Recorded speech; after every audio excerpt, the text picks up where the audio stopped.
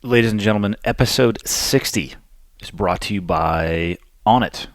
Onnit is a health and fitness juggernaut dedicated to delivering total human optimization to its vast customer base of athletes, thinkers, fitness gurus, and entrepreneurs. If you're interested in checking out the offerings from Onnit, I recommend you go over to onnit, onnit.com/hot, like the opposite of cold, H-O-T. It's going to put you on the Cleared Hot landing page. You'll see the logo front and center at the, not the quite top of the page, and then the upper left of the page as well. You can scroll vertically down. It's going to start with that Onnit 6 body weight program, which I've talked about the last two episodes. It's another avenue to improve your fitness, absent going to a conventional or traditional gym. So not a lot of gear, not a lot of time. It's okay. Check it out. And then below that, it's going to start with all the supplements I've talked about at length, from the MCT oil to the Alpha Brain to the Total Human, which again, I'm still loving day and night, starting with that Total Human. If you scroll across the top, you get everything from supplement, food, fitness, apparel, just about everything you can need. But as always, supplements aren't going to do it for you, right? They are the micro. For most people, they need to squarely focus their effort into the macro and get that dialed in. And then once you get going in the right direction, then start thinking about supplementation. All right? Get your momentum going first, and then really start worrying about that micro. The last thing I would want people to do is to waste their money on something that they're not going to get the value out of. And the reality is that if you eat like a garbage disposal, which we all do, the supplements aren't going to do much. But if you can dial that in, then we're talking about that continued improvement with the supplements. So, onnit.com/hot. This episode is also brought to you by Free Range American. Many people will have asked me, well, what is Free Range American? And the best answer I have is that Free Range American is a brand that is dedicated and designed around celebrating the freedoms that we're incredibly lucky to have here in the United States. It is about, hopefully, motivating people to get out, be active, and use those freedoms that I think we should celebrate. And it doesn't have to be an adrenaline-based activity. It's just about you going out and, trying to be a 1% better version of who you were yesterday through whatever pursuits and activities that speak to you. I have my own that I kind of like, and people will raise their eyebrows at them from time to time, but it doesn't matter because that's just about me. This Free Range American is about you being you. Our motto, and actually it's not a motto, it is a mission statement, is do awesome shit. And speaking of that, we have a shirt that says exactly that, and it was out of stock for a long time, but it's back in stock. And in the next week or two, there will be a version of that shirt targeted and dedicated towards a community of individuals that help keep our freedoms exactly what they are. So if you want to check it out, freerangeamerican.us. And that's all the nuts and bolts that I need to cover before we get into this episode. My guest for today is Aaron Cross, or AA Ron, depending on what flavor of tea you like. Aaron is a veteran of the United States Army with tours of duty in both Iraq and Afghanistan. He is the recipient of a Purple Heart, and I met him through jiu-jitsu. We are both a member of Straight Blast Gym here in Kalispell, which is an amazing organization. And I met him in person first, and then, of course, as often happens, you meet somebody in person, and then you can kind of start following them on social media or in their electronic realm. And he is vocal in a great way, in an open and humbling and egoless way, or has been in the past, and I hope he continues to do so in the future, on his struggles with post-traumatic stress. And one of the posts that he recently put up which was a stat that was very difficult to read because I can only imagine the weight that it must feel like on an individual's shoulders. But since his separation from the military, he has had 11 friends choose to end their own life. And I think it's a fair assumption to say that those individuals were struggling with or working their way through, successfully or not, the issues that can arise from military service in a war zone. And Aaron has been pretty vocal about his struggles, and I think that's an amazing thing. I think there's a lot that can be learned and hopefully understood by people who have not experienced those things, and then hopefully for those who are experiencing these types of things or are working their own way through something that is difficult, you can find some strength in hearing somebody else talking about their struggles. Because at the end of the day, I think we're all relatively in the same bucket of water. We might be in different levels in that bucket of water, but we're all in there together. I know that everybody will find struggles in their life. I certainly do. A lot of the things that he said really resonated with me, and hopefully they resonate with everybody that tunes in. So I'm going to let him do the rest of the talking. Cleared Hot, episode 60 with Aaron Cross. Okay, got the red smoke. Gun run, north and south, west of the smoke, west of the smoke. Okay, copy, west of the smoke. I'm looking at danger close now. Come on with it, baby, give it to me, I need it. You're cleared hot. Copy, cleared hot. How did you land here in Montana? Are you from Montana? Yeah, well, no, not originally. And the other backstory is I'm actually adopted 3 years ago. It'll be 4 years come September, or February 23rd, my favorite date. But my family, my dad, my sister, and I moved from Oklahoma City, Oklahoma to Montana in 1990. And we lived... so you were born in Oklahoma City? Yeah, okay. Born in Oklahoma City, yeah. Okie from Muskogee. Not really. But, yeah, so... lived here. This is the place I've called home since 1990, and loved it. Always want to come back. So you enlisted into the Army from Montana? Correct. Yep. What was your drive to do that, and when did you do so?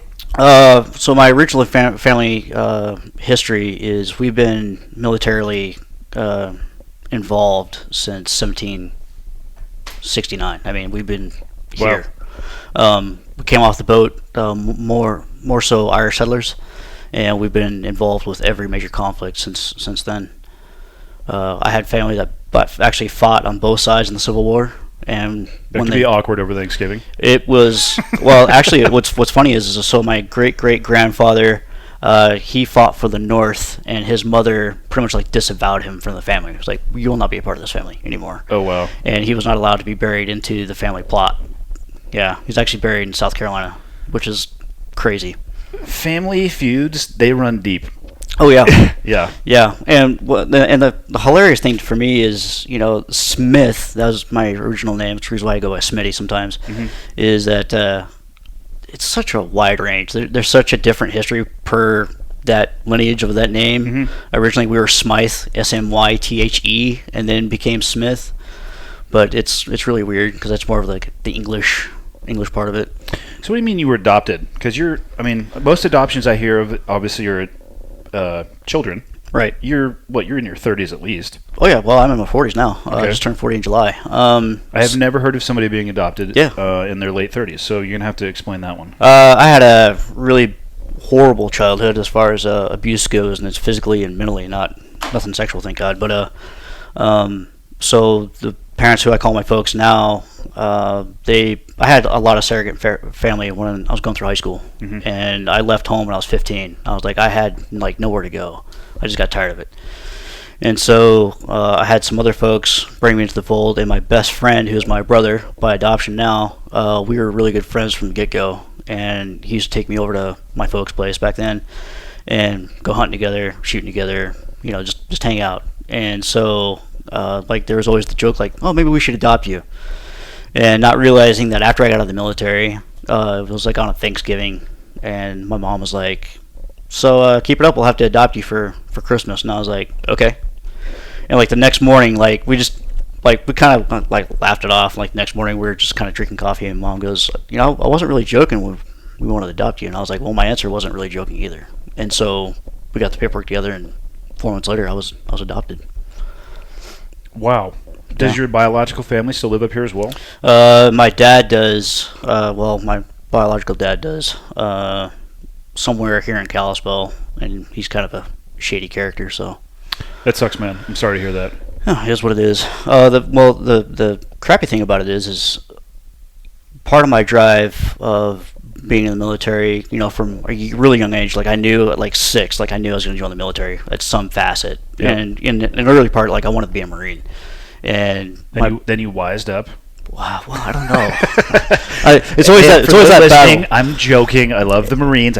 You have to take pot shots at them when they come up. It's always that battle. No, I got a lot of really good friends who are Marines, and it's really funny how they take a lot more pride in their branch than sometimes the Army guys do. It's kind of funny. I'd say hands down in the U.S. Armed Service that Marines they're the tightest knit group. Agreed. I was on the plane yesterday flying back from Colorado, and a young Marine was carrying his, God, I'll probably mess up the term, but their uniforms, let's be honest, they're amazing. Their Class A's are unbelievable with that white Marine Corps hat with the, it's like the eagle and crest. I believe so, yeah. Eagle Globe and, yeah. Yeah, it's an amazing and an iconic logo, and I was sitting down, and to the left, a person I didn't know, but I came to find out works at the Allied or Applied Science, whatever it is, just up the road, literally, 500 yards from here. This Marine's walking by, just graduated from boot camp, and the guy stops him. He's like, "Oh, when'd you graduate? Welcome to the Brotherhood." And he had been out and retired for 25 years. And I've seen that so many times with Marines. And at least on the Navy side of the house, the guy would just be passed out sans Z's, and we also don't have a hat that's like that. But those Marines, man, once a Marine, always a Marine, for sure. Yeah, they're super tight, tight. But yeah, so my biological dad was like, "Well, I'll never have a son who's a Marine." I was like, "Okay." And growing up, like he always had these like embellished stories about what he did while he was in the Army. He got drafted, was in Vietnam, and he was telling me stories like he was a sniper. He was this, he was a tunnel rat, and he was on Hamburger Hill, which he got a tattoo of a Big Red 1 1st Infantry Division, which 1st Infantry Division wasn't on Hamburger Hill. It was the 101st. Yeah. And oddly enough, my first unit that I was assigned to right out of basic Airborne School was I went to Fort Campbell. I went to 3rd Brigade 187, which that was the unit that was on Hamburger Hill. Yeah. And so you get like really involved with that history and come to find out. And it gives you the ability to do some research. Right. And my first Command Sergeant Major was actually on Hamburger Hill, Command Sergeant Major Brooks.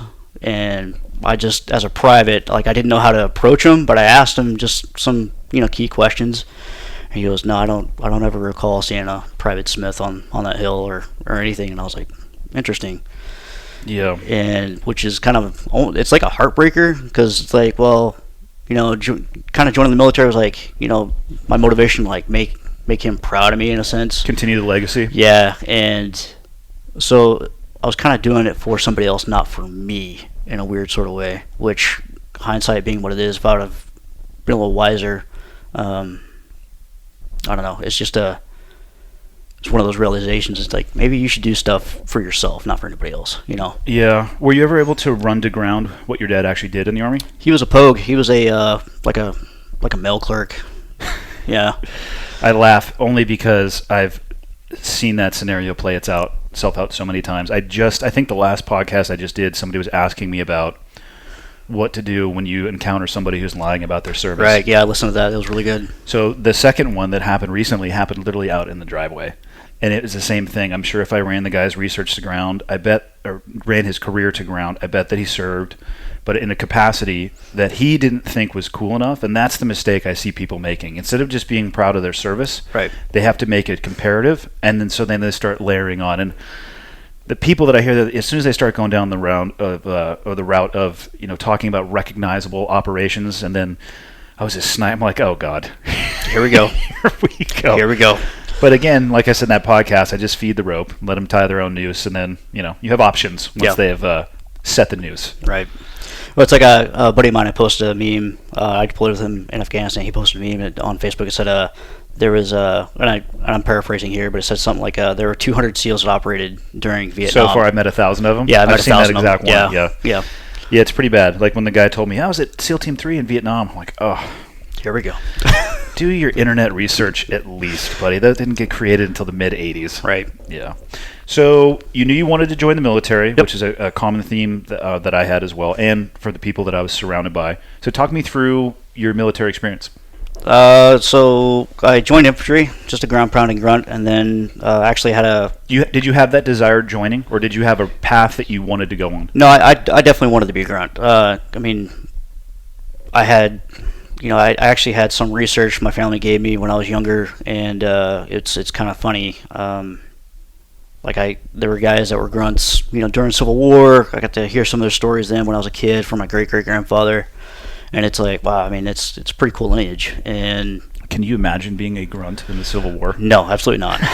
No. Let's line up facing each other at 3 times the distance we can spit and fire away. Right. No, thank you. Right. Especially like the stories at Gettysburg. Have you ever been there? I have never been to Gettysburg, but I've heard from people who have been that you can feel the sorrow in the ground. Yeah. And the loss. Yeah, I actually got a really cool tour with. I was actually retired General Grange's aide when we did the. He was a huge Ranger legend back in the day, but we got a tour of the place, and the guy was telling us, we hit this creek, and I can't remember the name of the creek, but they were like, of course you'd ceasefire, when the night came, and the guys were literally like having a conversation with each other, north and south. They're having a conversation like they were best friends, and then once the light came on, it was like, game on. All right, well, we got to do this. And you do the research on the number of people who would be lost in a single day, let alone like the Battle of Gettysburg in general, like tens of thousands of people, and that's, I don't know, it puts it all in perspective for sure. I mean, I went to the Vietnam Memorial not too long ago and had a pretty sobering experience of just realizing how lucky I have been. Not that my name would be on a wall somewhere, and then you just look at the totality of that and like, okay, that's less than one of the battles in the Civil War. Right.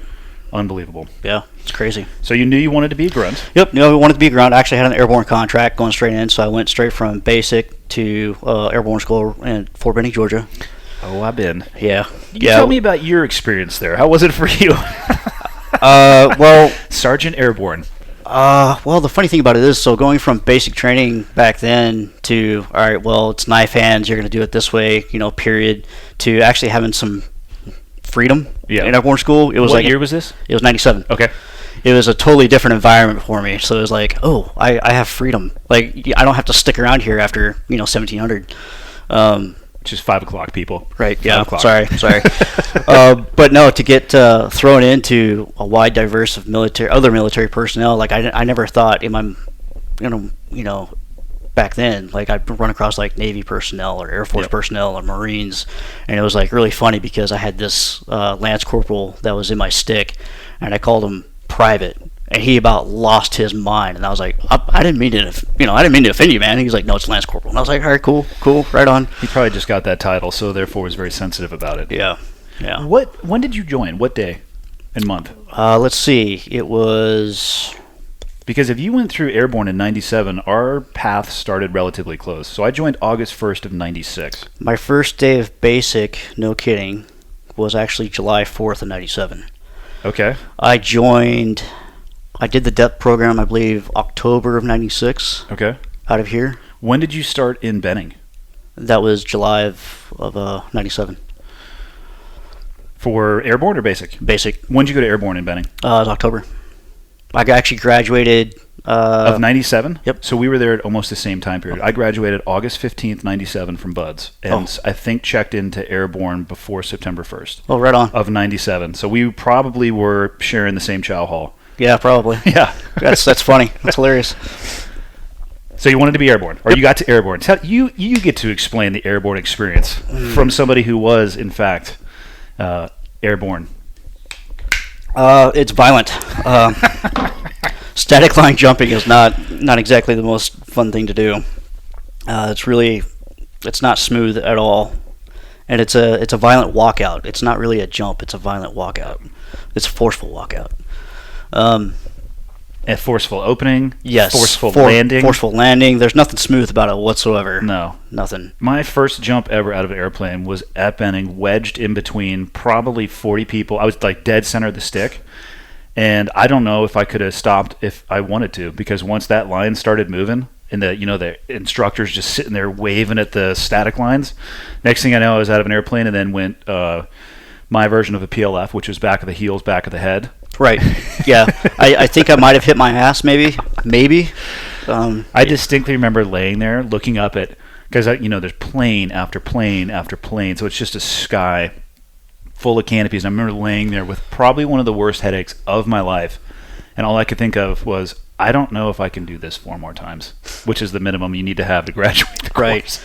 Well, the funny thing about it is like they tell you keep your eyes on the horizon, and I actually had that like nirvana moment there for a second. That first jump, because it was during the day, it was gorgeous, nice and sunny, and it was like, and all of a sudden like the ground was there. I was like, oh crap! Like I really didn't have time to like slip, and like no, like it was definitely my fault for sure. But I could just hear like the airborne instructor on the bottom, like in the phone, like slip away, airborne, just yelling at you the whole time. And it was like, oh, okay. And we have to describe this scene, because I also, as I was laying there, so there's a huge, for people listening, you probably have no idea what we're talking about. There's a massive, massive grass field that's the drop zone.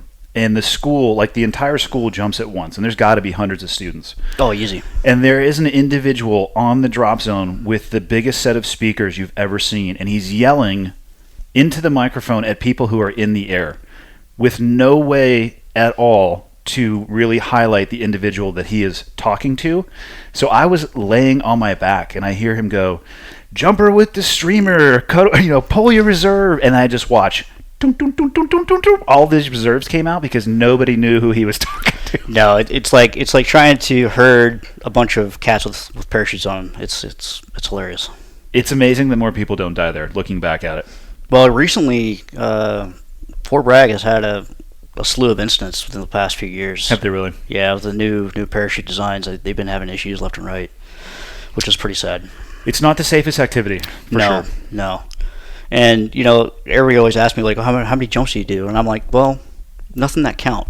Yeah. And they go, what do you mean? I was like, well, I ran across a gentleman in Eureka who actually did all 5 jumps of World War II. Like, combat jumps. Yeah, that's awesome. That's hardcore. Like, that dude has all the respect and he's like, well, how many jumps you do? I was like, I can't touch that. Like, yeah. I practiced a bunch. Yeah. So you went basic, you went to airborne, and then talk me through the rest of your military experience. I got orders cut to go to Fort Campbell, Kentucky, and from there I went to 3rd Brigade 101st, 187, which has a really long history in the airborne community.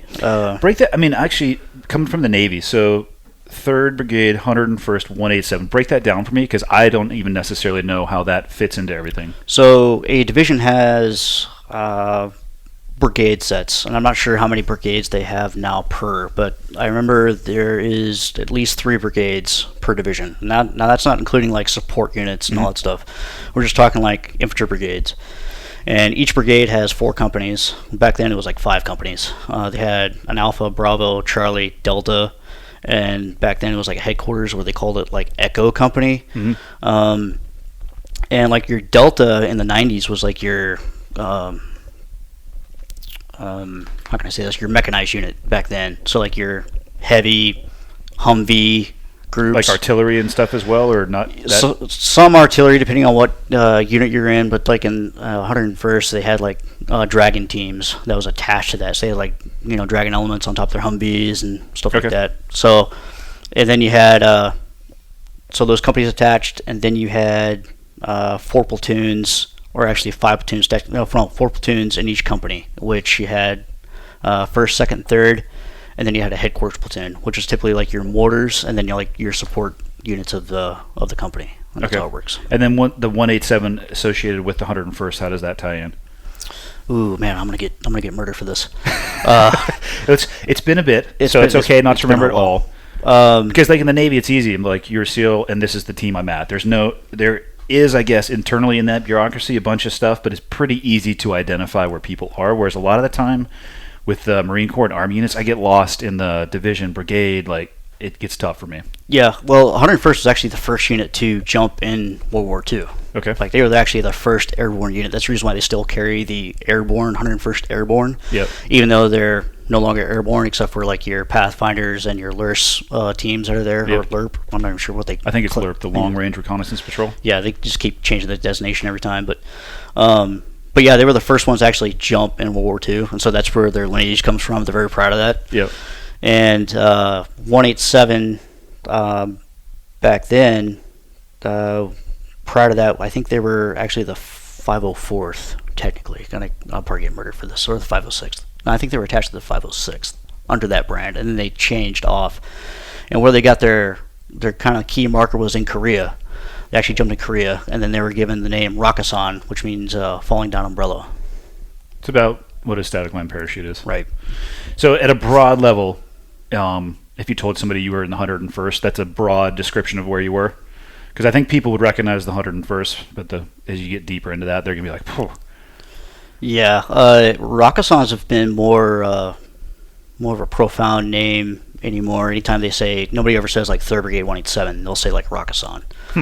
And the reason for it is Colonel Steele, who was actually the company commander during Mogadishu for the Rangers. Yep. He was there. Mm-hmm. So he gives his like kind of proud moment over that, kind of deal. I get it. Yeah. Makes sense. So a lot of guys that deployed with him during Iraq, they have a really long history. They're actually the first unit to deploy from the 101st to Iraq in 03. Is that where you were at 9/11? You were attached to the 101st? No, it's funny. I was in from 97, and I got out May of 01. Okay. And back then, I had a lot of ego. Let's just say. Yeah, as all males do, Right. from one degree to another. Well, they had like Kosovo was kind of going off of that at that time frame, and I was kind of like at that short term. Well, your enlistment contract's coming up to an end, and I had been asking around to see if I could attach to. I can't remember if it was 327 101st that went, or the 506th. I can't remember exactly which one. I probably got that wrong too.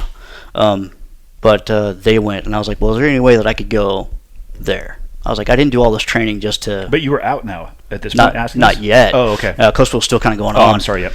And they were like, well, we can't guarantee you're going to get attached to that unit. And I was like, well, you know what? I'm done. And so May 11th is when I started my terminal leave, and June 18th or June 10th of that same year is when my ETS date was officially done. And of course, which means end of service. End of service, yeah. And then I was a heavy drinker at that point, and my now brother, and I, we were kind of BSing on September 10th that night, and drink into the early morning of September 11th. And we were talking about military tactics, and of course, me being as young as I am, I thought I knew everything. It's amazing how like young guys think they just know all sorts of military tactics, and they only been in for like a few years, but anyway, a few seconds. Yeah, they know just enough to kill themselves and everybody else around them. Exactly. And my brother woke me up, like he was watching the news, and he woke me up, and I was sleeping on the couch in the living room, and I was like, is this a movie? This can't be real. Like I said, I was still drunk, and I was like, what's going on here? Yeah. And of course, my mom at the time, she's like, are you gonna get called up? And I was like, I don't know what you're talking about. Like I sat there like staring at the TV for a good hour, going, I don't believe what's going on. Well, in that headspace, it's tough to parse together reality sometimes. Yeah. Well, I quickly sobered up, but it was like, what? This can't be real. Yeah. And so once that happened, I called up a few buddies. Candelario was actually he just retired, but I actually called him up, and I was like, dude, is there any way that I could come back? And he was like, oh, well, I'm not in charge. I was like, well, get a hold of the first sergeant, get a hold of the commander, get a hold of somebody. I said, I'd love to like come back and join the unit. And of course, you can't it's not like a Delta Force movie where you just like jump out of civilian clothes and jump. You get dropped off in a 4-door Jeep with no drawers, and you got a 501s on and a T-shirt, and the next thing you know, you're getting your body armor on. It doesn't work like that. No. With rockets on your motorcycle. Yeah, it just doesn't work like that. That's a nice pairing, actually. Yeah, right? Often seen, rarely talked about. Right. But yeah, so first thing I did, obviously, is I went to a recruiter that week, and I was like, hey, can I get back in? And of course, at that time in the 90s, the military was at practically full capacity. Yeah, they were downsizing, weren't they? Yeah, they were actually cutting people, and they were like, well, like you can come back in, but as an E3, and I got out as an E5 sergeant, and I was like, well, my pride kicked in. I was like, forget that. Hindsight being what it is, if I'd went back in, they'd have probably just promoted me to E5 probably. Or, your first duty station probably would have reversed it. Yeah. But I was like, no, I'm good. And so I went through like this whole bucket of red tape trying to get back in and keep my 5. And in the meantime, I actually got a job crabbing up in Alaska for a couple seasons. I did a peleo, and then I did actually king crab, then I did a peleo. Like the deadliest catch type stuff? Yep. Is it as gnarly as it looks like on the Discovery show? Not as dramatic, but yes, it is gnarly. Okay. Yeah. Probably one of the toughest things I've ever done, for sure. It looks it, even though obviously they're adding some of the dramatic effect. It looks like a job that you're going to earn your paycheck. Yeah, and you do. You definitely do. There are some sleepless nights because you'll work just through the clock. And the funny thing about it is with the nighttime kind of being more prominent during those months, it just feels like your day goes forever. Yeah. And then like the sun will come back down. It's like, oh, okay. All right. Am I supposed to sleep now? I don't get it. So how long did it take you to actually get back in? I came back in 04. Wow. June of 04. I got to come back in. I went under the 18 X-ray program, which I VW out of because I was married at the time, and I allowed my wife to make my decisions for me. Yep. If I would have been smarter, I would have stayed in with that program, but my heart wasn't into it. I was getting my marriage was more focused at that point in time than anything else. Lo and behold, she was cheating on me. So I VW'd from SWIC. I was there for 2 months, two and a half months. I was there with Tim Kennedy, hardcore dude. We used to get our ball smoked off, PT twice a day, and he'd still go to the gym after. I mean, the guy's just a phenomenal beast. He's a cool dude. Hopefully I'm going to have him on one day. Cool. But I wound up going down to 82nd Land, which is what the SF guys call 82nd Land. Go to the lesser beings. And so I went down the street and went through this nasty divorce.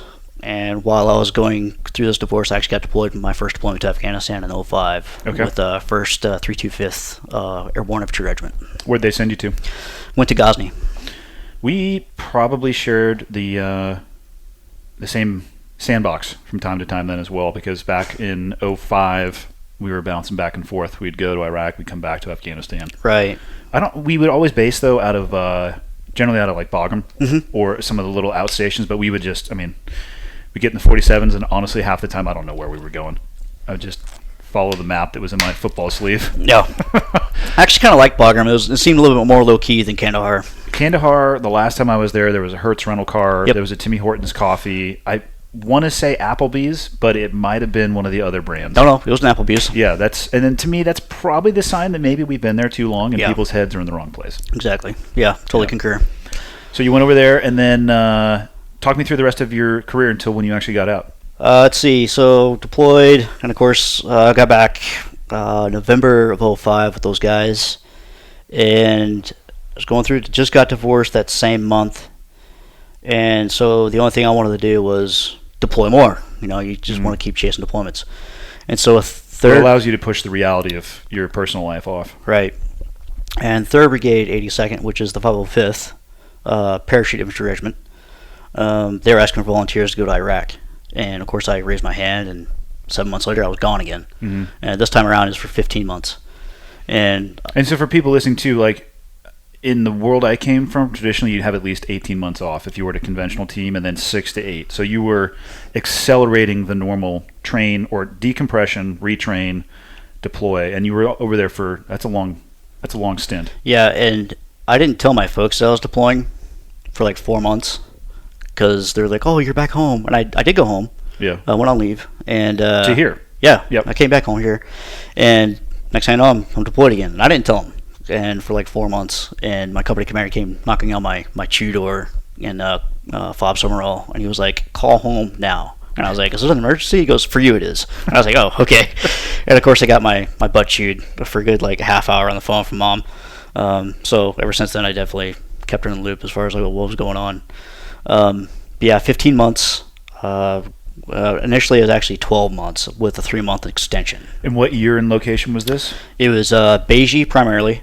So the Beiji Oil Refinery was our company's main domain. and my platoon got detached twice to go help 3rd Brigade, 2nd Battalion in, doggone it, Turkey Bowl 2. I can't remember exactly. 30th to Moose is where it was called. And then we went to Diyala Province towards the end of our deployment. And so this was now 07, 08? Yep, from 06 to 07. Yep. Which was a very highly kinetic time period over there. Yeah, it was definitely cowboys and aliens for sure. It was the rules of engagement were a lot less strict. Yeah. So it was what we'd call good times. Yeah, target-rich environment, if you will. Yeah, a lot of door kicking. Yep. And yeah. So what was your primary mission set while you guys were over there during that time period? We were attached to 2nd Infantry Division's battle space in Bakuba in the Diyala province towards the end. And my platoon was actually the spearhead of going into the city. We had locked it down, and we were actually the spearhead of going in and kind of clearing out the town. Yeah. And by that, I'm assuming you mean street level, door to door. Yep, street level, door to door. We called in a lot of danger close JDAMs. Yep. There's a video. My favorite term, in case you haven't figured it out from the name of the podcast. Right.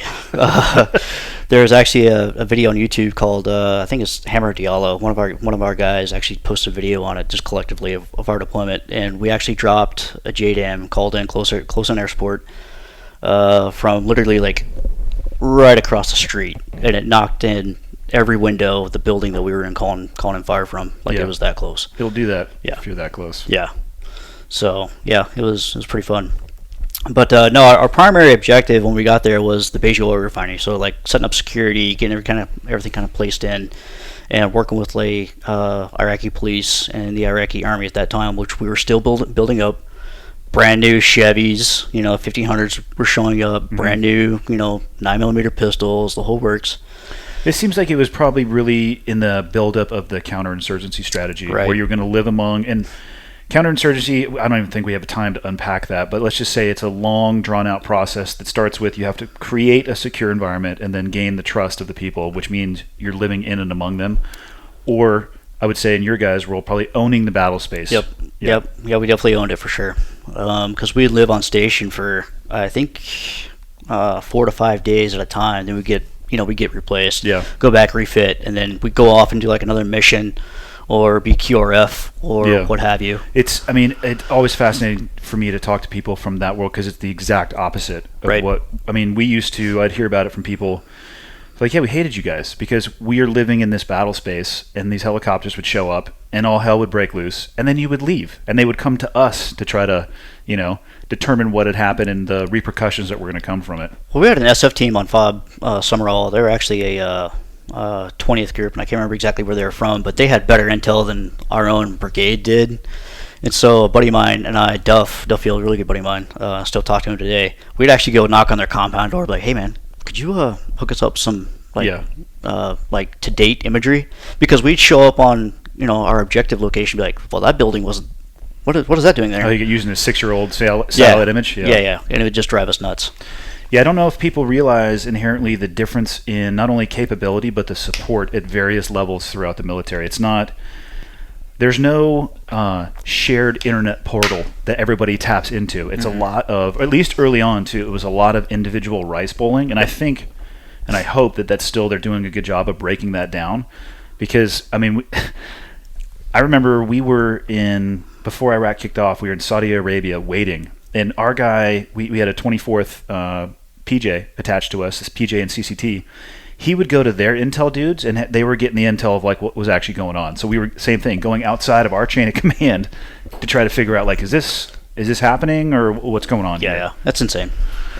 It's insane. Yeah. So got back from deployment from Iraq, and during that deployment, I had some friendly fire. A 203 grenade shrapnel hit me in the right leg, and I was fortunate enough to get a really cool job at Fort Leavenworth, Kansas, as a trainer. What we did was we trained a battalion and brigade TOC operations and TOC op drills, which was pretty cool. And I did that as an E6 staff sergeant. And by TOC, you mean Tactical Operations Center? Yep. Think of that for people listening as the This is probably what you would see in the movies, where there's all these TV screens around and people planning. I mean, essentially, it's not like that in real life, but if you've ever seen this big planning area in the movies with all the TVs and the live satellite images, which don't exist, but I digress, that's what you're seeing. That's the talk. Yep, and what we do is we trained the battalion staffs who do all the planning for their units, how they operate and do, conduct, push out certain mission sets to, their companies and whatever. So we would actually train those staffs on how to do that. And so, I'm not going to lie, I mean, that gave me my E7. That made me look really good on paper. Yeah. So. Well, it probably rounded you out really well as a soldier as well. Oh, for sure. It gave me like a huge scope of, what the Army does. It brings your vision from your front sights. Yep. To actually what gets you into position to use your front sights. Those administrative roles, they force it for the officers in the SEAL community, the joint roles and detached roles, and people hate it because they want to I want to go be down where things that are exciting are happening, but they come back with a better understanding of how the machine works, so they can make the sausage better. Exactly. Yeah, it's kind of funny because my platoon sergeant when I was in Iraq, he would give a squad leader, be like, hey, you get to plan the mission off of the platoon. We'll the LT and I will oversee it, and then we'll kind of go from there. And so it's kind of crazy how you're like, well, this is stupid. Why are we doing this? And then you look back That's at the it. classic E5 comment for everything. Yeah. Or even SB6, it's like, why am I doing this? And so you can kind of pull back a little bit and get to see a wider range of why you're doing it. It's like, okay, that makes sense. Maybe I shouldn't be so critical next time. So I did that job. I was at Fort Leavenworth for 3 years, and as soon as my leg healed up and kind of rehabbed on my own, started running on my own, rucking on my own. How bad was your injury? It wasn't really debilitating. But I wound up getting the shrapnel taken out in 2010. It was kind of harping on my peroneal nerve. Yep. And so I wasn't able to run a whole lot. And as soon as I kind of got healed up and was able to start kind of running again, first thing I did was, what's the first duty station I could go to? Which one's closer to home? And which one is deploying? And that's what I did. And so we did a kind of like a staff meeting with 2nd Brigade, 2nd ID, Infantry Division out of Fort Lewis, or Joint Base Lewis McChord. And I talked to the Brigade Sergeant Major, and I was like, do you have any platoon sergeant slots open? And he goes, yeah. I was like, sweet. I was like, put me on the first one if you don't mind. And I got pinpoint orders, which rarely happens. And I showed up at reception, and he was actually the first sergeant of Charlie Company in the same battalion, 1st 505th. I was in Bravo Company, 1st 505th. He was the first sergeant of Charlie Company during our deployment in Iraq, and he showed up at reception, and he goes, what battalion are you going to? I said, I don't know, Sergeant Major. This is Sergeant Major Green. And he was like, you're going to my battalion. I was going to say his response was, I do, probably. Yeah. So he knew of me. We'd worked, we'd done joint operations with the, within the battalion, so he knew of me. And so we deployed to Afghanistan, April 2012 to January 2013 when I was a platoon sergeant for that deployment. Yep. And then we were in Arghandab province. Okay. And then after that deployment? During that deployment, it'd be November 9th, 2012, my Striker vehicle got hit by a double-stacked AT mine, which... Strikers are V-hold, right? They are now. Yeah, okay. They didn't used to be. Which was the one you were in V-hold? Yes, thank God. Which is why you survived. Yep. It destroyed the whole undercarriage on my side of the Striker, which there's you have a leader's hatch and a TC, which is the truck commander. Yep. He was a E4, really cool dude. We call each other Blast Brothers because that's just how it is. Yep.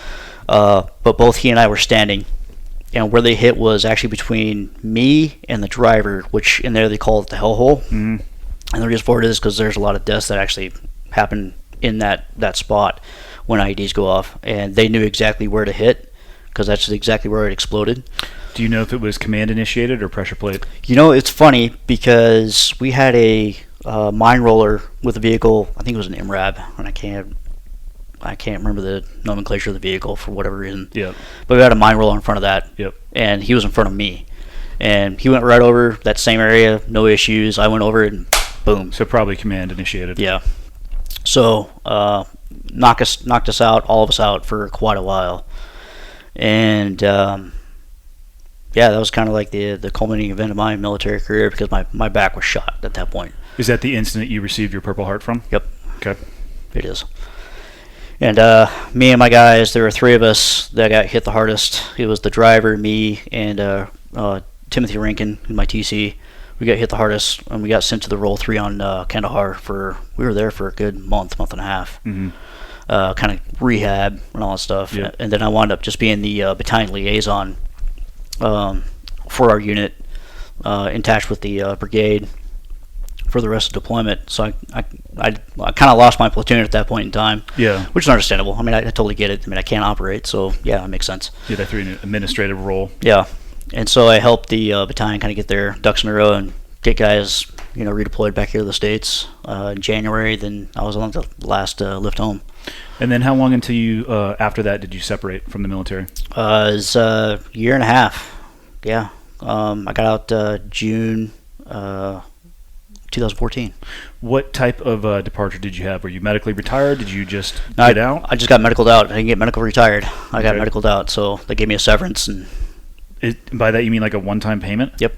I'm assuming it probably wasn't substantial. It wasn't bad. I'm not going to lie. Good. All right. Did you was it a planned departure, or it just you physically were unable to do the job? I was physically unable to be a grunt anymore. And so the Army Okay. was like, you can't do your job as a grunt, and there really is no rehab for lower back stuff. And so they did kind of give me a choice. I did have an opportunity to be part of the infantry branch down in Fort Benning, Georgia, but that's where I would have stayed for the rest of my military career. And I was like, for one, I'm not a big fan of Fort Benning itself. There's a lot of good hunting there, Yeah. but as far as like Fort Benning itself, I'm like, not really my jam. I said I'd rather just go home. I mean, and that's what I did. How long did you have when you were in to prepare for your exit from the military? Could you see it coming from pretty good distance away, or was it relatively rapid? It was fast paced. I think it was, I want to say May, June of 2013 that the battalion PA was like, there really isn't a whole lot of choices for you. He's like, we could just start doing like a medical for you and just, give it your best shot for going through the board. And I was like, yeah, let's do it. I mean, because it is what it is. I mean, there is no surgery process for the lower back stuff. Yeah. And so there really wasn't a whole lot of options. And it was pretty fast paced. Usually it takes anywhere from a year to year and a half for that process to go through. And I had orders from the moment it started. I think within like 9-10 months, and then I had orders to be ETS'd. Separation orders? Yep.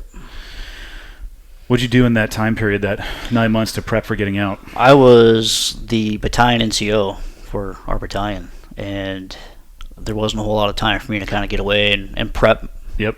for the outside world process. I helped write the battalion of the brigade TOC SOP and tactical operations SOP because they knew that I had that experience from being in Fort Leavenworth, and so they just kind of like threw me into that role and said, take charge. So, I mean, I didn't really take charge for the brigade, but I took charge for the battalion and helped write it up. So how was your departure? How would you describe separation from the military? It was hard. And the reason for it is because, I mean, I had just re-enlisted indefinitely during my deployment in Afghanistan, my last deployment. And so, like, my mind was already set, like, I'm going to stay in for the long haul.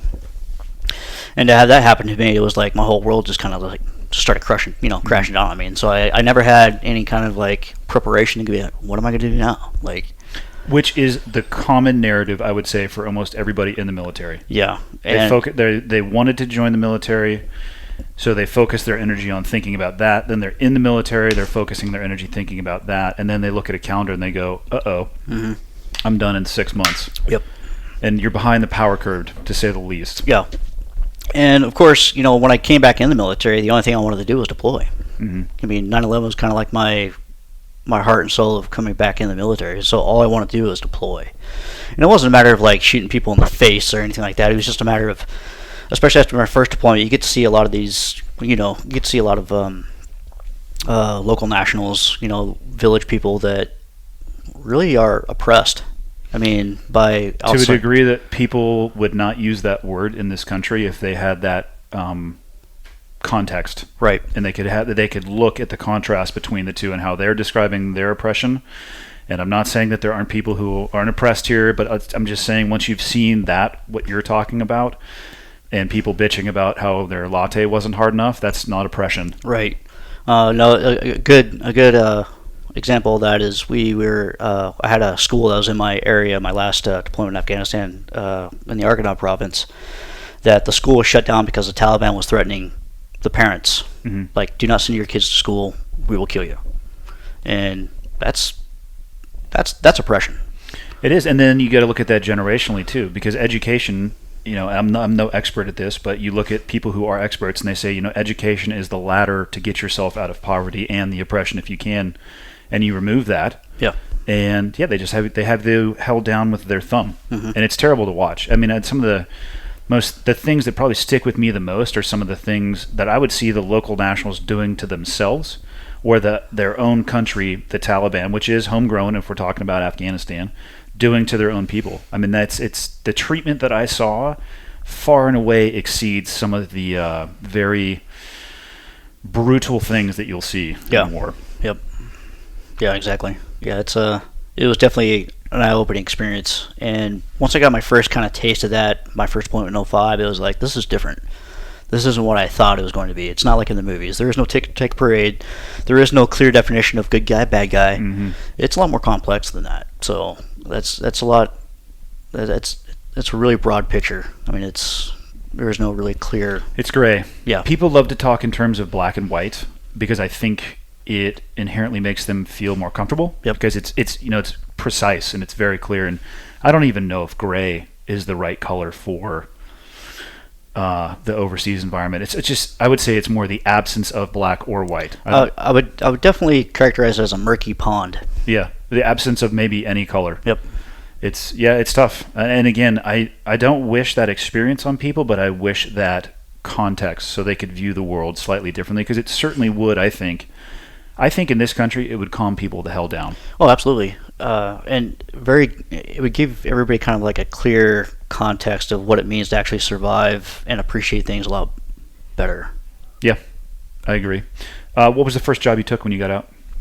I'm assuming you came back to Kalispell? I came. My home is in Eureka, Okay. which is just north of here, by about an hour. Is that the one just by the Canadian border? Yep. Okay. Yep. It's 8 hours from the Canadian border. And of course, knowing that I was going to go back home, I knew that jobs there were slim to none. And so I initially picked up my old job, kind of sad, of working the bowling alley when I was in high school, and it was like, man, I did that for like 3 weeks. I was like, I can't do this anymore. I'm way past this. And so I started just kind of throwing resumes out there, Mm-hmm. and I didn't really have a whole lot of expertise writing a resume, and so it was more like clear cut of what my job descriptions were, what I've done, versus kind of not really embellishing, but more expanding that knowledge base of what your job entitles. The creative writing aspect Exactly. of the resume. Yeah. And so I wasn't really getting a whole lot of hits, and I was getting very disgruntled. I'll Yep. be honest. I was very disgruntled, and I was kind of having that kind of like that entitlement sense Yep. of personality, like, why am I not getting this? I deserve this. When in fact, I really didn't deserve it. Like, you have to earn it. Yep. And it came to a really long battle for me. So I struggled for about 2 years, and a buddy of mine, Duff, who I mentioned earlier, lives in North Carolina, and he was still in the Army at Fort Bragg with Civil Affairs. And he was like, hey, man, he's like, I'm sure we can get a job for you here somewhere. I was like, all right, sounds good. Military community, Mm-hmm. kind of like, be back in my own Back into the fold of what you know and you're comfortable with. stopping grounds, people I'm comfortable with. And I struggled there for a year throwing out resumes, and I almost went like the private contracting route just because I just had enough. I was like, I'll just give it a shot. Why not? Well, and it's an easy way to fill the cash register too. Yeah, it is. But I wind up kind of just giving that up too. I moved back home. Let's see, what year is it? I'd say it's 18. 2018 for a few more months. Yeah. So moved back home in April 2017, and I had resumes already filled out before I even came home. You barely beat us here. We moved here July 1st, 2017. Oh, cool. Yeah. And I wound up getting a job right off the bat with Flathead Brewing Company. Okay. I worked that job for like 2 days. Yep. Because I had a job coming up with Grizzly Security, which is kind of like more in my realm. I was like, sweet, I like this job. And it was working at KMRC at the hospital. Yep. And where you pretty much like lived and breathed in the emergency room, dealing with all kinds of colorful characters in the Flathead Valley. I think all valleys and places have colorful characters, but depending on your job, you might interact with them more than others. Yeah, for sure. And during that job time frame, I think within about 3 weeks, a job service actually contacted me and said, hey, Falkor Defense is looking for people like your skill set. And I was like, sweet, awesome. And so I went in for an interview, and I got that job instead, which paid a little bit more and gave me a little bit more leeway. And man, I'm actually liking life now. I mean, life is good. And it was definitely one of those jobs, you know, starting from the gate where I started doing like aerospace assembly. Mm-hmm. And they realized that, hey, this guy likes to work. And I appreciated that job more than anything because they gave me a chance, gave me an opportunity. Mm-hmm. And being unemployed for 3 years, You're hungry. It's a tough realization. Yeah. And not able to really talk about what I do. I mean, I kind of describe it, but I can't really tell you exactly what parts I make, what anything like that. It kind of gives it a little bit of an anonymity, which is kind of cool in a weird sort of way. Yeah. And so I can kind of pat myself on the back and be like, hey, I built this. I saw it on the news. It's kind of cool. So going from there, they've promoted me and gave me the Dracos managing position, which I do with the barrels. Yep. And I was actually on a podcast with you a few days ago, which is like my first, which is pretty cool. Yep. And they're going to start shipping me to the range, do a bit more testing on the rifle builds and stuff like that because of my experience in dealing with stuff Where do they overseas. test their rifles? You know, I don't know. Is there a good long-range rifle place out here? I'm not going to test that because I don't know. I'll have to do more. I mean, I'm sure you could drive out into the hills. I'm not sure the legalities of that, but I don't know if there's anybody out there to bust you. Well, you know, in Eureka, I mean, we'd shoot across the reservoir back in the day. This is back in the high school days. It was back in the days when you could actually have a rifle in the back of your, you know, in your window of your truck parked at high school, you know, and it was no big deal. Now you can't do that. So. I wouldn't recommend doing that in the modern day. No. Yeah. But, So, physically, like it seems like that you were working your way through it, getting out of the military. How were you between the ears when you were getting out? Chaos. And I didn't realize it until recently that the chickens had come home to roost. And by that, so prior to our deployment, my last deployment to Afghanistan, the unit went to the National Training Center in California. And I didn't realize that I was having issues then. Like I didn't know that. But we were in this scenario where we had to go into town and we had to get into a firefight. And of course, it's with blank ammunition, you know, blank adapters, the whole works, nothing real. And they actually had contractors there that were missing, limbs. Role players. Role players. Local nationals or amputees. Yep. It's very, very realistic. Very realistic. The only thing that's kind of missing is the smell, which it's almost there, but not the same. And we had to extract this, this guy out, and things like we had to do like a after action review, and I was like, I need a few minutes. Like I seriously need a few minutes, and I didn't realize it then. Like, hey, like you need to go see somebody. You need to talk to somebody about this. And I was like, no, I'm good. Like I'm telling myself, like ego check, you know, pride. Mm-hmm. I got this in the bag. I don't. What were you experiencing personally? Was it like anxiety? Was it self-doubt? It was anxiety for sure. Self-doubt, no, because I mean I haven't been in a whole lot of firefights, but I've been in a few firefights where I'm like, well, I know that my guys left and right. I'm not gonna let those guys down. Yeah. I'm gonna do whatever I can to get my boys back home safe and sound. And I told my guys, my platoon, that the first day, introducing myself, like, hey, I can't give you any promises. I'm not gonna promise you shit. But what I am going to do is I'm going to be hard on you as much as I can to prepare you for those that have never been deployed. Mm-hmm. And I'm going to do whatever I can to make the best decisions for you to come home safe. And that's all I care about. I don't care about anything else. I don't care about medals. I don't care about accolades. I don't care about getting patted on the back. I was like, as long as I can bring every single one of you back home, that's my main mission. And that's just how I looked at it. And so, yeah, a lot of anxiety during that time. And it was like in and out. Like it hit me.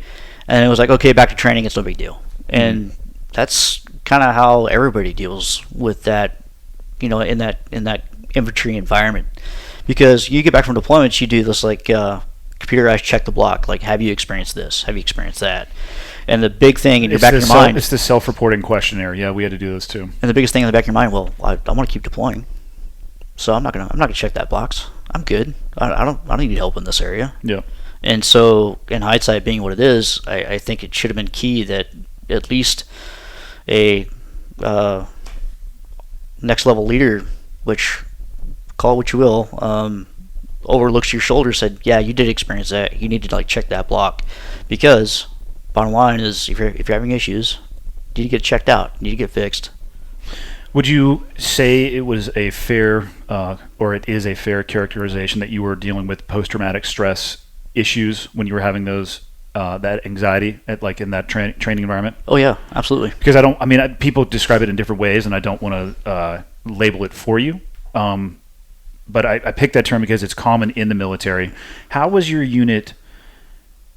Were they doing anything proactive? Were they reaching out and providing or creating resources, guys, that maybe vocally or quietly, which are the ones you and I have talked about, the ones that worry me are the quieter ones that don't say anything, and then you get a terrible text at 2 o'clock in the morning. What was the environment in the units that you were in as your career progressed when it came to post-traumatic stress? That's never brought up. Like, you don't hear that term while you're serving. Like, nobody says, oh, you got PTSD, you need to go see somebody. Yeah. The only time someone goes and sees mental health is when a soldier's acting up, getting into trouble, stuff like that, and it's like, okay, well, you need to go see mental health. Or usually alcohol related, which is just allowing you to access some doors you've got locked. Yeah. Right. Or it's just the soldiers that think they have PTSD and they're wanting to kind of like skip out of it, out of like going to training or stuff like that. I mean, there is those kinds, unfortunately. It does exist. There are 100% people, and this is a tough one for me because it's tough. Like, I describe, when it comes to, in my own experience, I describe people as like a cup, right? And every cup is different, and they all have a different volume, and they have an ability to be drained. And then a lot of it has to do with your morals and your training and all of the things. So that can help it drain quicker. But it's tough for me to say that shouldn't bother you because it doesn't bother me, right? Like, that's the mistake you can get into. But having said that, I certainly have seen people who I'm going to call gaming the system. It's because it's the soup du jour term, right? If you say post-traumatic stress, you mean there's a litany of things and programs that you now have access to, whether or not you actually have it. Correct. Or not. Correct. Yeah, and one thing I just want to clarify before we get down this rabbit hole is PTSD should not be a competition. You have some of those guys be like, well, I was in a situation worse than yours. Yep. Okay, well, I'm not going to pat you on the back for it. I will condone my sympathy for you, but I'm not going to sit there and say, yeah, you definitely had it worse than me. Well, that's that cup measuring thing, right? Because you don't know, you cannot tell by looking at somebody, A, how much volume their cup can hold, and B, the current level of water in that cup. Right. Because if you're right at the top, it could take something super minor and you're spilling out, And if you're empty, you could tolerate a lot more. And then you could, at some point in your career, your cup would be really, really full, and something that wouldn't have bothered you before. So you know what I mean? It's really, really, really hard to describe, and it's variable in every person, I think, at all times. Right. Yeah. And, the funny thing about it is, so my deployment from, 2007, that time frame between 2007 and 2012, I had 5 years to where I could go out and reach out and help people, or help myself, sorry. And I never did that. There were issues, even when I was at Fort Leavenworth, where I was like having fits of road rage. I'd get just pissed off at literally nothing. I was just getting pissed off. I was going to ask you, how far back do you, looking back now, recognize a change in yourself? Oh yeah.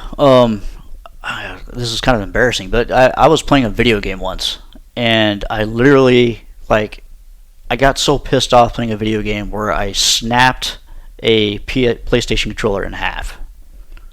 Which is almost impossible. But my adrenaline spike was that high, where I literally just snapped it in half, and I was going, I'll just go buy another one. Like, I didn't really give it any thought, like, maybe you should go and seek some help and get this sorted out before you cause some serious harm to yourself or somebody else, So, it's one of those realizations or not realizing is, being in an infantry unit, it's easy to really suppress some of that stuff when you go back into training, when you're back on the firing range, because that adrenaline's kind of spiking back up. And so you start suppressing everything, and it becomes pretty easy at that point to suppress it. And then you realize chicken has come home to roost. Eventually it's just going to come out, and it's going to be even worse than before. Did you have a moment of realization like that? A couple months ago, actually. Yeah, it was hard hitting. And it initiated from Memorial Day. For whatever reason, it hit me harder than it's ever hit me. Typically, it's like, well, this day kind of sucks, and I'm gonna have a beer for those that didn't come home. Yep. But this time, it was harder. And I don't know why. I can't describe it. And the more I tried to suppress that, the more it compounded on itself, and that's when it really hit me a couple months ago. And I literally like broke down. I was not in a sense of crying, myself to sleep or anything like that, but it was the fact that I wasn't sleeping. I knew I was having issues. I was building up a wall of, people around me. I was making excuses and not going to jiu-jitsu. I was focusing more on being at work than anything, because I was using that as an excuse not to go to jiu-jitsu. You become very task-oriented. Yeah, and you start to kind of push people away, and for whatever reason, I don't know, but it was a really stark realization. Even my girlfriend at the time, I didn't want to be around her. Well, what's up with that, And I asked myself, what are you doing? And her and I would have conversations about it, and she goes, well, you need to see somebody. I'm like, no, I don't need to see anybody. And yeah, you do, jackass. Go see somebody. And so shortly after that, I made an appointment at the vet center with some really cool counselors. And my counselor right now, he's a former SOF dude, special operations guy, Ranger. Broke his back when he was out of the military, and so now he's paralyzed from the waist down. But super cool dude. I mean, he gets it. And being able to kind of discuss my issues has relieved all this pressure, surprisingly. And I'm going to keep doing it. It's not something I'm going to stop, for sure. Has the even just an immense amount of relief just by verbalizing the things that you hadn't verbalized before? Oh, yeah. And I actually saw somebody counseling about a year ago, and I told myself, I'm good. I'll stop seeing a counselor. And in fact, it made things worse. I started suppressing everything again. Yeah. Without realizing until it came into fruition a couple months ago. Talk to me about how jiu-jitsu helped you, or has helped you, or is continuing to help you, whatever terminology you would use. It's definitely helped me. And the reason why it's helped me is it's a path of unknown. Because you can't predict as a white belt. And just speaking on my behalf. Yeah, for clarity, Aaron knows more than me, but I would say neither of us know what the hell we're doing. we could watch a video and go, maybe he should have. No, never mind. Yeah. Definitely don't know what the hell I'm doing. But it's definitely your role with somebody, and it's an unknown factor, which kind of unclogs the mind, because you can kind of get in the sense of routine. Even going lifting was actually kind of I would set kind of a weight goal for myself, and I would hit it and be like, all right, what's next? It's not really challenging. I mean, it is. I mean, I can make an outrageous number and go hit that, and it would take me 6 months to get there. But jiu-jitsu gives you an instant feedback, whereas nothing else really does. I mean, it's constant. And it's really physically hard. Yes, too, it is. Yeah. Because I think there has to be, from what I've seen, the people who combine talking with, maybe it's not even a specialist, maybe they just have an understanding spouse that is a sponge that can absorb without judgment, which is not always the case, for clarity. But that physical release as well, I have seen that be an on-ramp, at least towards an enhanced, I don't want to say recovery, because I don't know if that's the right term when it comes to post-traumatic stress. I don't know if it ever goes away. But health, at least mental health? Well, you're with any exercise, like you release those endorphins, which is what's key for your body. I mean, you feel good, you look good, and that's kind of like an instant like positive feedback for your brain, and you need that. Like your brain craves that. And the other thing I want to point out too is I really I'm not gonna say most. I myself had a issue with not wanting to connect with anybody outside the military. Like the civilian world is like this completely different world now. It's not something that I'm comfortable with anymore. It doesn't seem tangent. Like I can't seem to grasp anything on it. And so anytime I'd start to kind of build myself around people, kind of a tribe, I would start to kind of push myself away. Like, nah, that doesn't feel right. That's not. I don't belong here. And we as a human species, we need that tribe mentality to survive. We are not built to survive on our own. And that's historically accurate all the way through time. That's the reason why, people get married. That's the reason why people procreate, have kids, grow themselves. And, back in I would even say back in my high school years, when I lived in Rexford, people were really close to each other. You had parents that would like, hey, you're not supposed to be doing that, kid. And you're like, okay, well, yeah, I'm not supposed to be doing that. Please don't tell my folks. And of course they would. And you get back home and you get your butt chewed out. But anymore, with the media and social media, I would say we've become less connected, I would say, versus be more connected. Digitally more connected, but I think at a personal level, it just takes us farther and farther away. Right. And so it's that kind of like fake feedback or that fake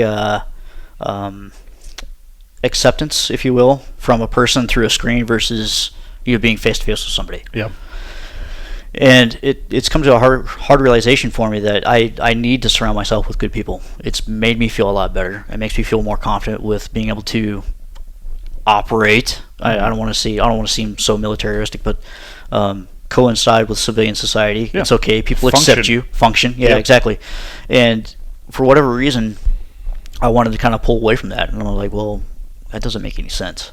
I think that's pretty common in tight-knit communities. I have family in the fire service, and it seems like they largely intermix with mainly fire service. And what do you end up talking about when you're with a bunch of people that you work with? Right? So it becomes who you are as opposed to what you do. I've seen the same thing on the law enforcement side, and I don't make a judgment about that. It just seems to be that those tight-knit communities do that because they have a different context or value of how they view the world. Yeah. And they're seeking out people who see it in the same way.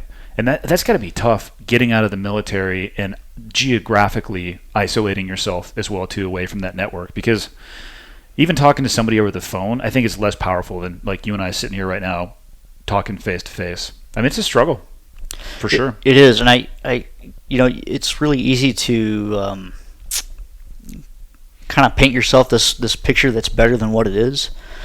Like speaking over the phone. Like I have a really good buddy of mine. I've talked about him before. Duff. He and I were squad leaders together in Iraq. But we'll chit chat over the phone. But sometimes I feel myself kind of pulling away from what's really bothering me, or what's really the truth of the matter. It's like, hey, what's going on? Oh, nothing. Just having a beer. Yeah, everything's good. Everything's peachy.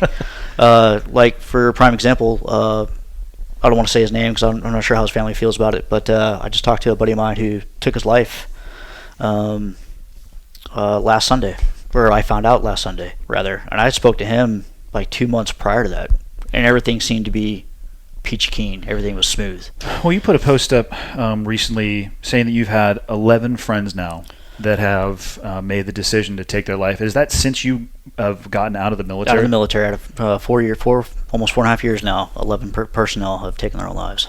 So, looking back with the view that you have now, and doing the work that you are doing now to improve your own health, how many people do you think were in the same boat that you were in and didn't say anything about it?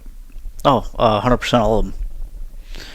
Yeah, I know. I was thinking about this. I tend to agree with you. What do you think the odds are that you can actually go to war and not have it change you as a person? I think it's a pretty low percentage. I think there are personnel out there that are able to go and do that job, come back, and not necessarily brush things off, but actually able to recolocate being back home, being with family. And well, the ability to do that and being a different person are two different things. You know what I'm saying? I actually think, I've been thinking a lot about this because I knew we were going to sit down. I don't know if it's possible to go to a war zone and actively participate in it and not have it change you as a person. I think if you're able to go there and you come back exactly the same way that you were before, I think that means you're a sociopath. I would agree. Because it has to, if you leave there without any changes, I think you're leaving there the ability to truly ever love again or hate again. You know what I mean? It's just, it's lost in that moment. I don't think it's possible. I think we all deal with it in our own ways. Like, I don't know where I sit on the post-traumatic stress architecture or the not a paradigm, the story arc of what is a low to moderate to high. You know, so I got medically retired, and part of it was 30 days at a center called NICO, attached to Walter Reed, which is the National Intrepid Center of Excellence. And I had to talk to psychologists and psychiatrists, like every day, essentially. And I just made a rule with myself that I would answer all their questions honestly, all of the questionnaires honestly. And some of the questions and some of the questionnaires, they're very broad. Is probably the most pinpoint example of that is, you know, one of the questions that they would ask, it was on a questionnaire, do you ever think about things that happened while you were overseas? And the answer was yes. And the follow-up question is, well, how often? Well, every day. But some of the things that I think about, I'm laughing my ass off because it was the funniest thing I've ever seen in my entire life. Right. When you see a guy sprinting through a courtyard get clotheslined by a literal clothesline under night vision goggles, that's awesome. Oh, yeah. And I think about that all the time. Right. And then I also will think about, like I was telling you, like some of the worst things I ever saw was the treatment of their own people or the conditions that they were living in. And it's just, there's carnage. Bottom line, there's going to be carnage. War is not a broadsword. It's not a scalpel. It's a balloon filled with paint, and it gets on fucking everything. Yeah. And so, yeah, I do think about all that. So I answer the questions honestly. And if I gauge myself off of the things you see in the movies, right? Punching the wall, screaming at yourself in the mirror, jumping up from sleep. Like, I don't have any of that. I don't either. Like, I don't have those kinds of outbursts anymore. And I don't know how often those things are, and that's where it gets really muddy. And, because people watch a lot of TV or movies and they see those things, so it becomes stigmatized, which is why I hate the D associated with post-traumatic stress. It's not a disorder. Like I was saying, I think I've truly come to the conclusion that it is a natural thing. If you don't come back a changed person or with some issues that you need to work through, then I think you're a sociopath because you can't experience that. I mean, if you do come back that way, you need to watch out because it's somewhere along the line, it's going to come out, whether you want to accept it or not. And I left NICO with a moderate diagnosis of post-traumatic stress. And I don't know what that means. Because I also have TBI, and I'm sure you do too from the blast. Yep. And I'll mess this up a little bit because I'm paraphrasing what people with advanced degrees were telling me. But TBI and post-traumatic stress, I believe, have about 15 symptoms each. But the issue is 13 of them are shared. So I don't know. I don't feel, I think we all can get road rage a little bit. Sometimes I'll definitely have issues escalating and controlling my anger. It'll go from 0 to a 50, but I can catch it, right? So I don't have outbursts. Some things frustrate me more than they should. I've definitely dove into tasks instead of things that are bothering me. And sometimes it hits me hard, like going to the Vietnam War Memorial there. It was crazy. There was these buses that were coming, and they were taking Korean war vets, all of them in wheelchairs, past the Vietnam Memorial on the way to the Korean Memorial. It just rocked me. Right? Yeah. And I was there. I just wanted to take a picture of it and kind of just take it all in because I happen to be near there, and I enjoy going to the National Mall anytime that I'm close. Right. So there's residual there for sure. And I don't know. I think we're all dealing with it, and the people that worry me are the ones that don't say anything, like we were talking about on text. Like, I don't think I know 11 people who have gone down the route of taking their own life, but I know a couple for sure, and it scares the crap out of me. And I think it's because they're just not It's because it's associated with a disorder. It's associated with a stigma. And they don't. I mean, when you realized you wanted to go and seek somebody out and talk to them about getting help, was that an easy process or a hard process? Did you go through the military or did you go private sector? I went private. How would it? Okay, so that I'm assuming then that was relatively quick. Yeah. Do you have any idea how it would be if you went through the military? Like you tried to go through the VA to get that type of stuff? Or did you have any of the 11 people that you knew? Were they actively involved in that process or were they avoiding it? That I don't know. I really don't know. I do know that for whatever reason, the VA gets such a bad rep, and Partially deserved, depending on geographically and the. it definitely is. And I'm gonna be fair to say I think it's the clinics that cause that, not necessarily the main hospitals. I've been to the main hospitals. Been to one in Helena, Fort Harrison, super cool place. Been to the one in Raleigh, North Carolina, super cool place. Mhm. It just seems to me like the clinics are the ones that have the most issues. And for whatever reason, I don't know, and I'm not going to speculate as to the reason why. And so I think that's the reason why a lot of guys don't go there, is because they don't feel like they're getting the help that they need. Yeah. But what they fail to realize is there are vet centers, whereas you take your DD-214 in, and say, hey, I'm a veteran, I need to see somebody. They have counselors that are more than willing to, make a block of time for you to come in and talk to them. And so I reached out a year ago to the vet center off of Meridian here in Kalispell, and as soon as I felt like I had what I had, then I was done. But then obviously I went back in a couple months ago, and I'm not going to stop going. I'm just not. It's been super beneficial for me. So there is that outsource, and it's not just the VA. There is a vet center which is closely linked, but not the same thing. Yeah, I don't know if I think it's something that will carry for life. Is my assumption. But I also had the realization of when I was thinking about just myself. I think war actually changed me for the better as well. People want to focus on the cliche outbursts and the negative aspect of post-traumatic stress. And again, and anybody who knows anything about me, I'm obviously not a doctor, so I'm talking out of my ass right now, my own experience.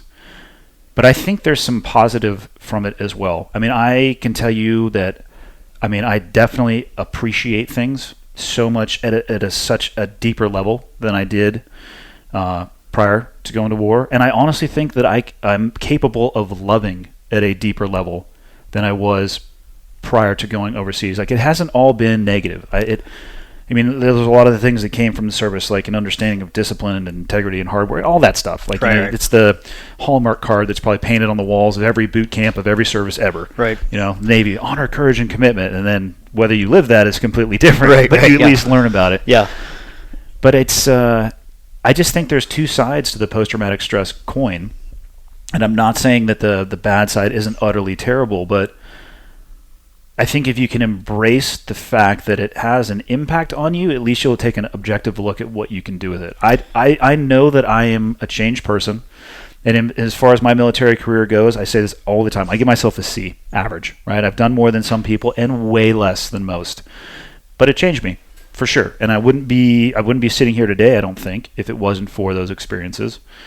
So I don't think you should throw the baby out with the bathwater. Agreed. As I guess what the long-winded point that I'm getting myself to. I definitely consider myself a lot more resilient, for sure. Yeah. Not necessarily in a bad way. Like, I'm not like freaking out. Every time I walk into a building, I'm like, oh, well, there's an exit, there's an entry. Oh my God, I have to be. My back has to be at a wall. I've actually got to be a lot more calmer about that over the years, and especially within the past few months. I've told myself, I'm like, I'm not in a hostile environment. Yeah. I actually find myself, I have a enhanced ability for compassion. Yeah. And tolerance of people being dumbass. Yeah. The issue is if it gets dumped into fifth gear, it's probably going to accelerate from 0 to very, very fast, very, very fast. But I've actually found, because again, it's that experience and objectivity of seeing and just like, oh, you know what I mean? It's just not worth it. No. Yeah. It's not. It's like for my biological father, he and I got into a physical confrontation, and I was drunk at the time, but I remember it clear as day. It was like a few months after I'd been medicaled out, and I was sitting there at my sister's house, and he was living with her at the time, and I had almost little to no respect for the man after finding out all of the history and everything that he told me was all bullshit. You got through the facade. Yeah, and he, the funny about it is he confronted me, and he was like, well, you think you got out as an E7, you think you're better than me, and I was like, actually, no, I am better than you. And not because of the E7. Not because of the E7. And so he and I kind of went back in this like verbal tiff, and I was like, you know what? I was like, if you want to throw down, let's just throw down. Let's just do it. I was like, because I'm tired of this shit. And I was like, I'm not 15 years old anymore. I was like, I will break you. And he came at me, and I Spartan kicked him like over the couch. And he got up, and like he was done. I thought that he was completely over with it. And so I went back to drink my beer like nothing ever happened. Like, I just laughed it off. Yeah. And next thing I know, he runs over to the kitchen and pulls a knife out of the knife block. And so my first reaction was jump over the counter, put him in a rear naked choke, which I'm more proficient at now than I was back then. Yeah. And I made him drop that knife. And I told my sister, like, call the cops. Call the cops right now. And I said, I will not let him up until you call the cops. Jesus, man. And she called the cops. And of course, you know, I let him up, and he goes sprinting out the back door, and he's jumping through the freaking neighborhood. No way. Yeah, just completely just lost his gourd. And I grabbed the knife by the blade, and I went onto the driveway, and I put the knife on the driveway, and I sat there on my knees and just waited for the cops to show up. And my sister was kind of like freaking out, like, what are you doing? I was like, there's a weapon involved. The first thing they're going to do is try and secure the situation. Yeah. And I was like, that's just bottom line. That's rule number one. If anybody knows anything about law enforcement or military or anything like that, they want to like quell the threat as fast as possible. And so the only thing I could do is comply. And she goes, well, they're going to arrest you. I was like, yeah, they probably are. Initially, and you work your way out of that later. Yeah. And so they did. And of course, I had to like write a report. And they sent me to the Castle Police, like had me write out a report. And so I did.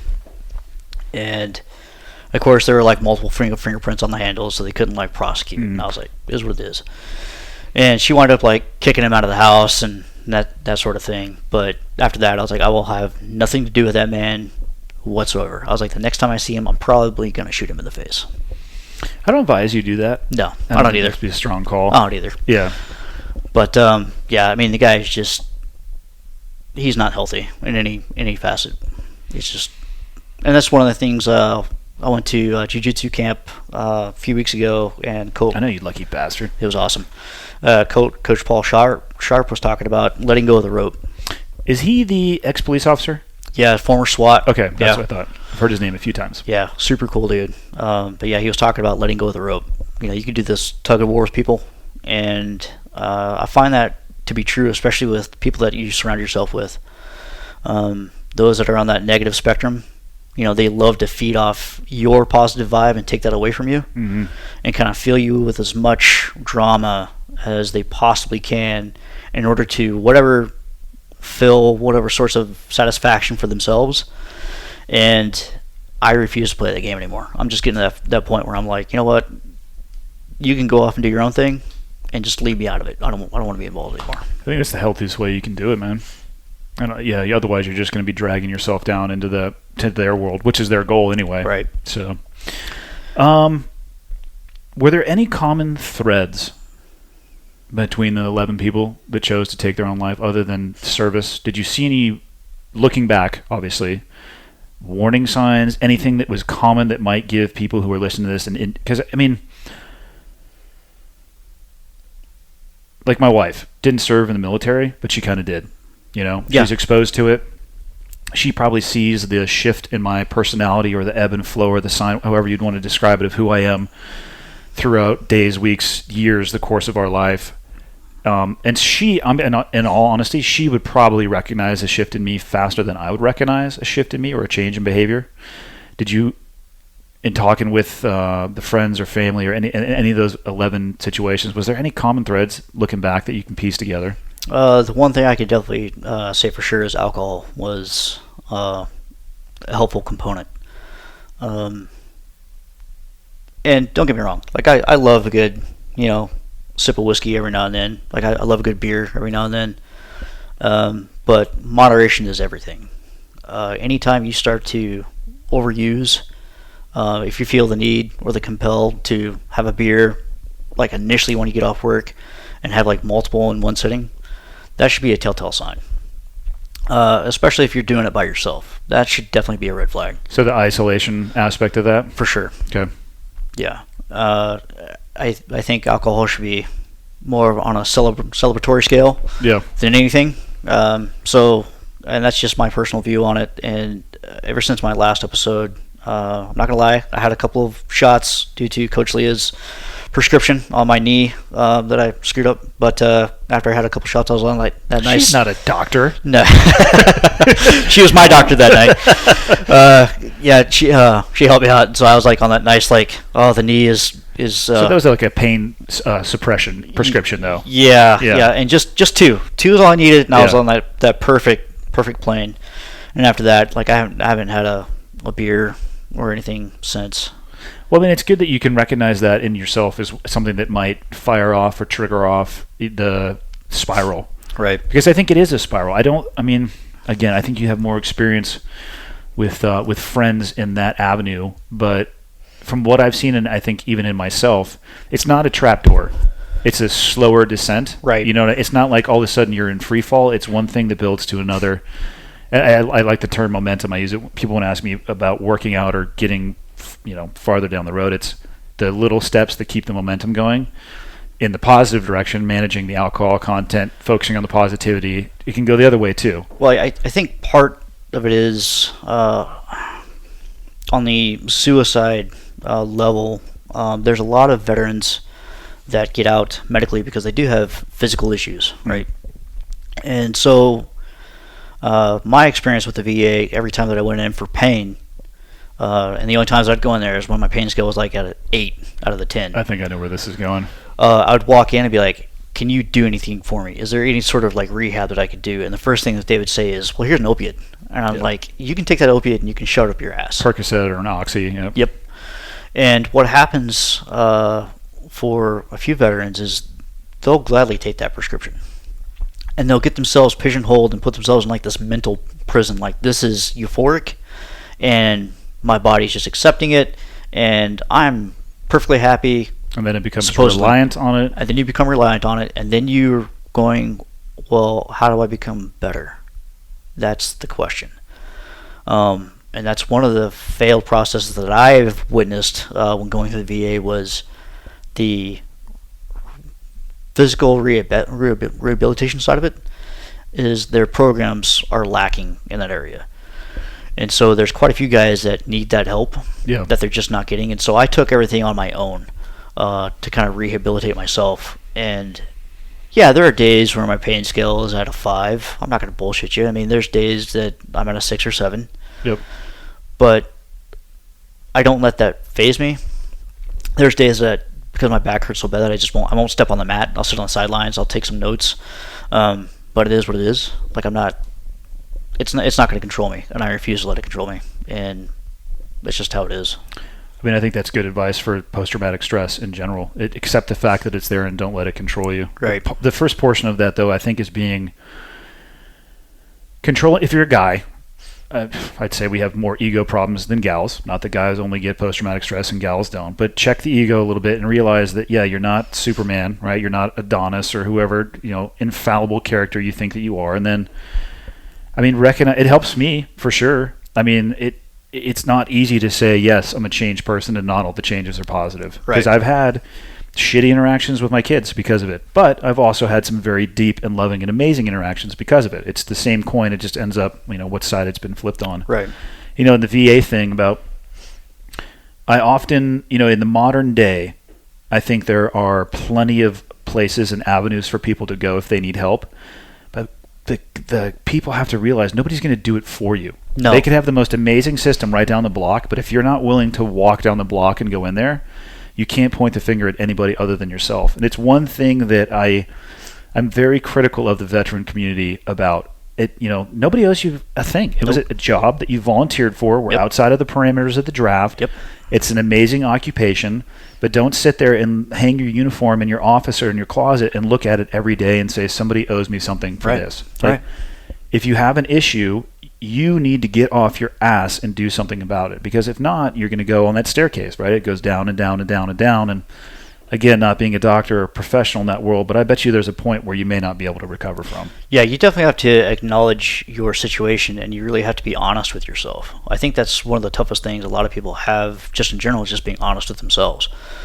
But you have to kind of catalog what's mentally catalog, or even take notes, like what am I doing different, or how is my reaction to this and this and this affecting everything else in my life, and go from there. Be like, yeah, this is bad. This is not good. I need to figure out how to curb this if I can. One thing that while going through counseling is what I'm trying to dig into is how can I fight off any sort of initial urges that I might have, and it's contacted with TBI and PTSD, because your brain has these wires that are supposed to be interconnected, and sometimes that TBI will disconnect some of those wires to the rest of your brain, and so you become super reliant on this fight or flight moment in an aggressive stance, nothing really in a positive manner whatsoever. Yeah. And so that's the reason why football players are having issues with these issues too. So it's not just veterans going through it. Yep. It's professional sports players as well. But you have to be super honest with yourself and be honest with those around you and saying, hey, this is what I'm dealing with, and go and, like you said, get off your ass and go and seek that help. Yeah. Don't procrastinate with it. It's only going to get worse. Easier said than done. True statement. Cool. Let's close it there. Right on. Thanks, everybody. That is it for this week. I hope you enjoyed the episode. If you want to support the podcast, I'm going to give you 2 ways that you can do it. One is to go to clearedhotpodcast.com, and I got a bunch of stuff there that says Cleared Hot on it. And the hope is that you would wear one of those things, and then somebody would say, hey, what's Cleared Hot? And you'd say, oh, it's this podcast I listen to, and then maybe they would start listening to it as well. I say that kind of tongue-in-cheek. If you want to buy a t-shirt, knock yourself out. But probably one of the coolest things that you could do is either leave me a review on iTunes with comments if you want to. Good, bad, or ugly. If they're bad comments, don't be afraid to put something up there that you don't like. If it's something that I can change, then I will. If it's something that I can't change, like the sound of my voice, then I'm not going to be able to. So the review and telling people about it are probably the biggest things. And then if you want to wear a t-shirt or a hat, that's awesome too. And you can get them at clearedhotpodcast.com. And another way you can kind of support what I am all about and what I stand for is through Free Range American. Like I said in the beginning, it's a brand about celebrating the things that we are so incredibly fortunate to have. And we got some cool line. I don't like saying it's an apparel brand because I think that it's more than that. I'd really like to think of it as something motivational that inspires people to get out and do awesome shit, to use our mission statement. And that's it. freerangeamerican.us. Check it out, and I'll see you next week.